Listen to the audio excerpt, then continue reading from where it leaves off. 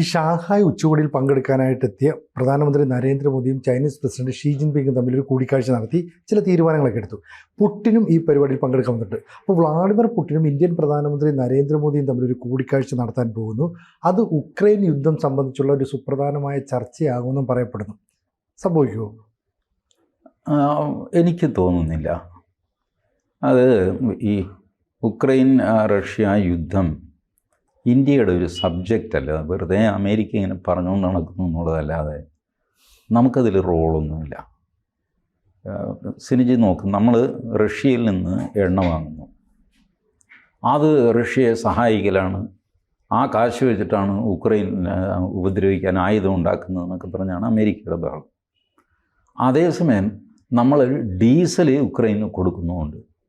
ക്രൂഡല്ല, diesel നേരെ ടാങ്കിൽ ഒഴിക്കാവുന്ന, വാഹനങ്ങളിൽ ഒഴിക്കാവുന്ന ഡീസലാണ് യുക്രൈന് കൊടുക്കുന്നത്. യുക്രൈൻ്റെ ഡീസൽ സപ്ലൈയുടെ സിംഹഭാഗം, ഏറ്റവും വലിയ ഡീസൽ സപ്ലയർ നമ്മളാണ്, ഇന്ത്യ. അപ്പോൾ നമ്മൾ ഉക്രൈനെയാണോ സഹായിക്കുന്നത്, റഷ്യയാണോ സഹായിക്കുന്നത്? സംഭവം വ്യക്തമാണ്. നമുക്കതിൽ യാതൊരു താല്പര്യവുമില്ല. നിങ്ങൾ തമ്മിൽ യുദ്ധം ചെയ്യുകയോ നിർത്തുകയോ എന്താണെന്ന് വെച്ചാൽ ഒരു തവണ അതിലും പുടിൻ പറഞ്ഞിട്ടൊക്കെയാണ്, പുടിനുമായിട്ട് സംസാരിച്ചിട്ടൊക്കെയാണ് മോദി ഉക്രൈനിൽ പോയി. ഓർക്കണില്ല, പോളണ്ടിൽ പോയിട്ട് പോളണ്ടിൽ നിന്ന് ട്രെയിനിനാണ് യുക്രൈനിൽ പോയത്. പോയിട്ട് ഈ സെലൻസ്കിയോട് പറഞ്ഞു, മോനെ ഞാൻ പറയുന്നത് കേൾക്കും, നമുക്കിത് എവിടെയെങ്കിലും വെച്ച് നിർത്താമെന്ന്. അപ്പം അന്ന് അയാൾ സമ്മതിക്കും.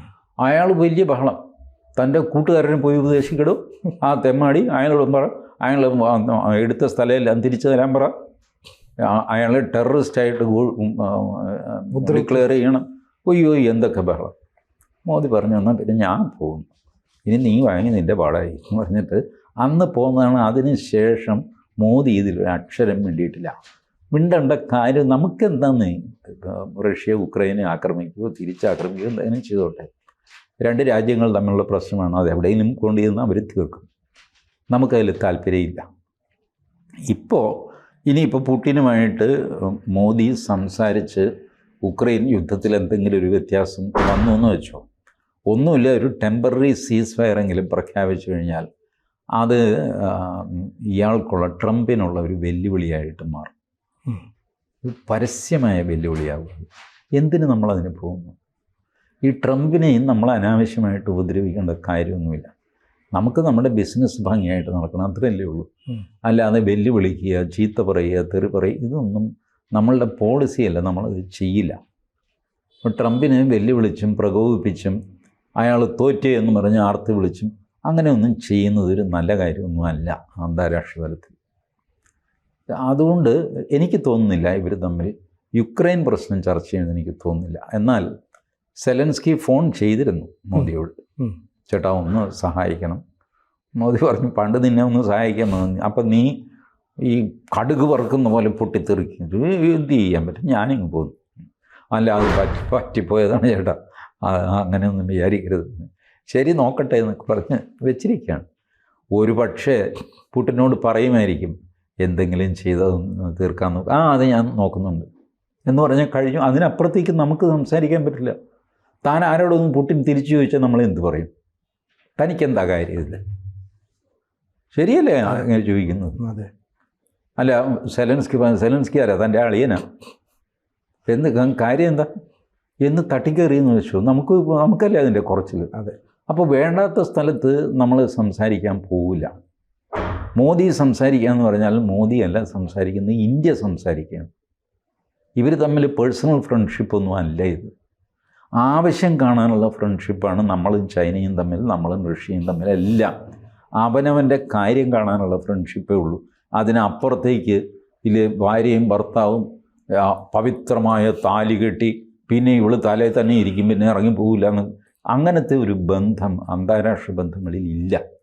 ഇതൊക്കെ കൊണ്ടു നടന്നെന്നുള്ളതായിരുന്നു ഇന്ത്യയുടെ തെറ്റ്. മോദി അത് മാറ്റി. ആവശ്യത്തിനുള്ള ബന്ധങ്ങൾ, അല്ലാതെ സെൻറ്റിമെൻ്റലൊന്നുമല്ല. അയ്യോ അയാൾ 15 വർഷം ഇതൊക്കെ പ്രസംഗിക്കാനായിട്ട് പറയും. കഴിഞ്ഞ 75 വർഷമായി ഇന്ത്യയും റഷ്യയും തമ്മിൽ സൗഹൃദം തുടങ്ങിയിട്ട് എന്നൊക്കെ പറഞ്ഞ് പ്രസംഗിക്കാൻ പറയും. ആ 75 വർഷമായി, അതുകൊണ്ട് ഇനിയും നിന്നെ ഞാൻ ഒരിക്കലും കൈവിടുകയില്ല എന്നൊന്നുമില്ല. ആവശ്യം വരുമ്പോൾ നമ്മളയാളുടെ കൈവിടും. ആവശ്യം ഉണ്ടെങ്കിൽ വീണ്ടും അയാളുടെ കൈക്ക് കയറി പിടിക്കും. ഇതാണ് അന്താരാഷ്ട്ര ബന്ധങ്ങൾ. ഇപ്പം നമ്മുടെ ബന്ധം, റഷ്യയുമായിട്ടുള്ള ബന്ധം, ഉക്രൈനിൽ ഈ വാവളപ്പം ചെറുക്കന് വേണ്ടിയിട്ട് നമ്മൾ കളഞ്ഞു കുളിക്കുന്ന എന്തിനാ?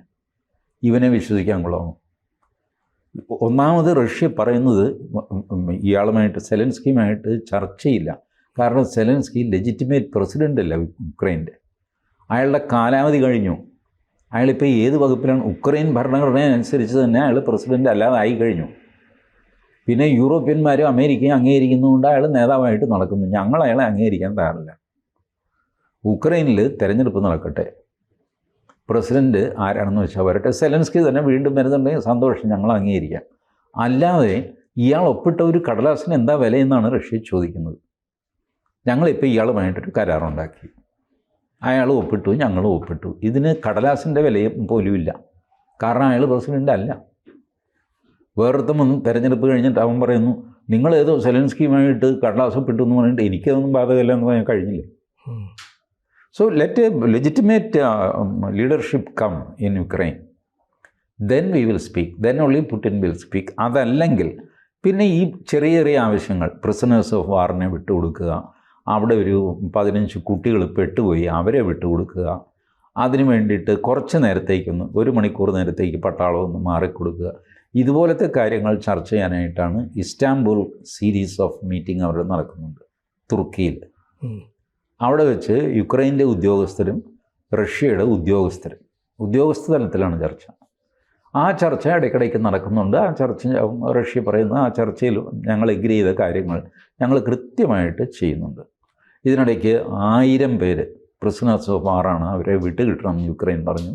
കൊടുക്കാമെന്ന് ഞങ്ങൾ പറഞ്ഞു. പിറ്റേ ദിവസം തന്നെ കൊടുക്കുകയും ചെയ്തു. 1000 പേരെ സുരക്ഷിതമായിട്ട് അങ്ങോട്ട് ഹാൻഡ് ഓവർ ചെയ്തു. ഇതുപോലത്തെ കാര്യങ്ങളിലൊക്കെ ചർച്ച നടക്കുന്നുള്ളതിൽ അത് പെർമനൻ്റായിട്ടൊരു സൊല്യൂഷന് സെലൻസ്കിയുമായിട്ട് സാധ്യമല്ല. കാരണം സെലൻസ്കി കോൺസ്റ്റിറ്റ്യൂഷണലി അംഗീകരിച്ച ഒരു പ്രസിഡൻ്റ് അല്ല. ഇപ്പോൾ ഉക്രൈനെതിരായിട്ടുള്ള യുദ്ധത്തിൽ നോർത്ത് കൊറിയ കുറേ സോൾജേഴ്സിനെ അയച്ചു. അതിൻ്റെ 15,000-ഓളം ഭടന്മാരെ അയച്ചു എന്ന് പറയാം. അതിൽ തന്നെ കുറച്ച് പേര് കൊല്ലപ്പെട്ടു, കുറച്ച് പേര് തിരിച്ചു വരുമ്പോൾ കിം ജോങ് ഉൻ ആ സൈനികരെ രാജ്യത്തിൻ്റെ ഹീറോകളെന്നാണ് വിശേഷിപ്പിക്കുന്നത്. ഇതേ കിം ജോങ് ഉന്ന് 2 ദിവസം കൂടെ കഴിയുമ്പോൾ ചൈനയിൽ നടക്കുന്ന ഒരു സൈനിക പരേഡിൽ അതിഥിയായിട്ട് ചൈനയിലേക്ക് ചെല്ലുന്നു. അവിടെ ആ സമയത്ത് പുട്ടിനുമുണ്ട്. അപ്പോൾ വീണ്ടും ഈ ഒരു യുദ്ധസമാനമായ സാഹചര്യം, അല്ലെങ്കിൽ അവരെ വീണ്ടും സൈനികരെയും ആയുധങ്ങളെയൊക്കെ വിട്ടുതരാമെന്നുള്ളൊരു നിലപാട് കിങ് എടുക്കുകയും ചെയ്യും. അതിനു മുമ്പ് ഈ പ്രശ്നം പരിഹരിക്കുക എന്നുള്ളത് ഇന്ത്യ ഒരു മീഡിയേറ്ററായിട്ട് നിന്നാൽ പറ്റുമെന്ന് സെലൻസ്കി കരുതുന്നുണ്ടല്ലോ. അതുകൊണ്ടല്ലേ? അല്ല, സെലൻസ്കി പലതും ആഗ്രഹിക്കുന്നുണ്ട്. സെലൻസ്കി ട്രംപ് വഴി വിചാരിച്ചിട്ട് നടന്നില്ല. വാസ്തവത്തിൽ അത് നടന്നു പോയേനെ. പുടിൻ പറഞ്ഞല്ലോ നമുക്ക് മോസ്കോയിൽ കാണാം എന്നൊക്കെ പറഞ്ഞിട്ട്. ബട്ട് അത് കഴിഞ്ഞ് നടന്ന അമേരിക്കയിലെ ഷോ ഉണ്ടല്ലോ, അത് പുടിനെ ഒരു പുനർചിന്തനത്തിന് വിധേയമാക്കി. സെലൻസ്കി അവിടെ പോകുന്നു, ട്രംപുമായിട്ട് കാണുന്നു, വലിയ വാചകങ്ങൾ അടിക്കുന്നു. അത് കഴിഞ്ഞിട്ട് മൊത്തം യൂറോപ്പ് ഇളകി അമേരിക്കയിൽ വന്നിരിക്കുന്നു. യൂറോപ്യൻ യൂണിയൻ, നാറ്റോയുടെ secretary, Germany, France, Canada, England, ഇവരൊക്കെ അങ്ങോട്ട് പ്രസംഗിച്ച് കാര്യം വഷളാക്കി. അതിനകത്ത് ഒരാൾ പറഞ്ഞു, we will teach a lesson to Russia,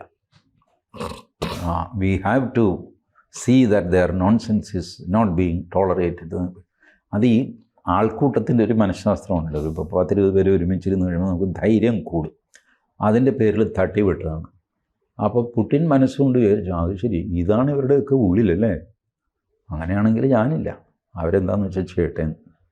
അങ്ങനെയാണ് ഇത് തകർന്നു പോകുന്നത്. ഈ പൊങ്ങച്ചം പറയുക, അത് പരസ്യമായിട്ട് പറഞ്ഞുകൊണ്ട് നടക്കുക, അത് ട്രംപിൻ്റെ ഒരു സ്വഭാവമാണ്. ട്രംപിനെ ഇമ്പ്രസ് ചെയ്യാൻ വേണ്ടിയിട്ട് ബാക്കിയുള്ളവരിത് സംസാരിച്ചു. അതൊന്നും ചെയ്യരുതായിരുന്നു. ഒന്നാമത് ഇവരവിടെ ഒരു ആൾക്കൂട്ടം വൈറ്റ് ഹൗസിൽ ഉണ്ടാക്കേണ്ട കാര്യമില്ല. അവരുടെ പേടി എന്താ? ഈ സെലൻസ്കി ഒറ്റയ്ക്ക് ട്രംപിന് മുമ്പിൽ പെട്ടാൽ ട്രംപ് പറയുന്നിടത്ത് സെലൻസ്കിക്ക് ചിലപ്പോൾ സമ്മതിക്കേണ്ടി വരും.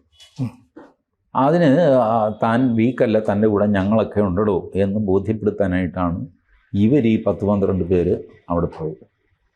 അത് കൗണ്ടർ പ്രൊഡക്റ്റീവായിട്ട് ട്രംപിനാണെങ്കിൽ ലഹരി കയറി. കാരണം പുള്ളിയെ പുകഴ്ത്തുന്ന 10-15 പേര് മുമ്പിലിരിക്കുന്നു. ഓരോരുത്തരും ഓരോ സ്റ്റെപ്പ് കൂട്ടി പറയുന്നു. അപ്പോൾ പുള്ളിയും ഇതെല്ലാം ലൈവായിട്ട് പൊയ്ക്കൊണ്ടിരിക്കുക.